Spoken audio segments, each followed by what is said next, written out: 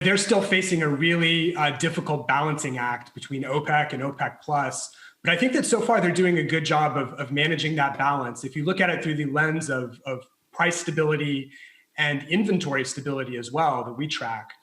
But that the balance is tenuous, and it really all hangs on the timing of recovery in transportation and transportation fuel demand that's just really been badly curtailed by the coronavirus pandemic measures. So, OPEC itself thinks that demand is going to increase by about 6 million barrels per day in 2021 versus last year. But remember, they're still holding off of the market 7.2 million barrels per day. And there's more to come eventually from Iran too. So this is a balancing act. And, to the projections for what they're going to decide today, right, the conservative play would probably be to not add more oil supply right now, pending more signs of that demand recovery.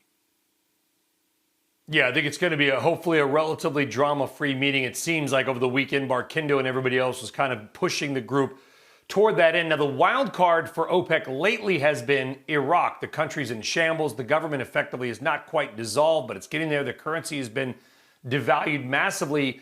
But you've got some great data and a cool graphic, actually, about Libya coming into play as another big wild card. Is it accurate that California may be buying crude oil from Libya?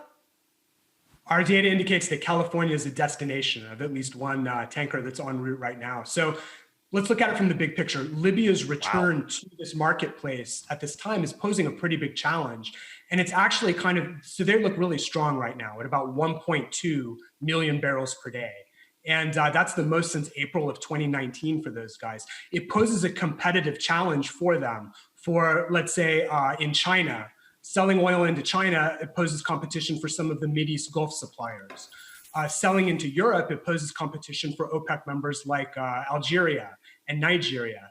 And the one you wouldn't really think about, but is still really important, is the United States, because we developed quite the toehold in the European export market over recent months and recent quarters. But now that new supply of light sweet crude that competes with US is pushing out some of those opportunities for United States exporters in Europe. The graphic that we saw from our data is really interesting because we're actually tracking a cargo of Libyan, not only competing against United States exporters in Europe, in their backyard, but making its way all the way around. You saw from the Atlantic, around South America, and indeed headed toward California. So the ship's too big to go through the Panama Canal. I mean, go ahead.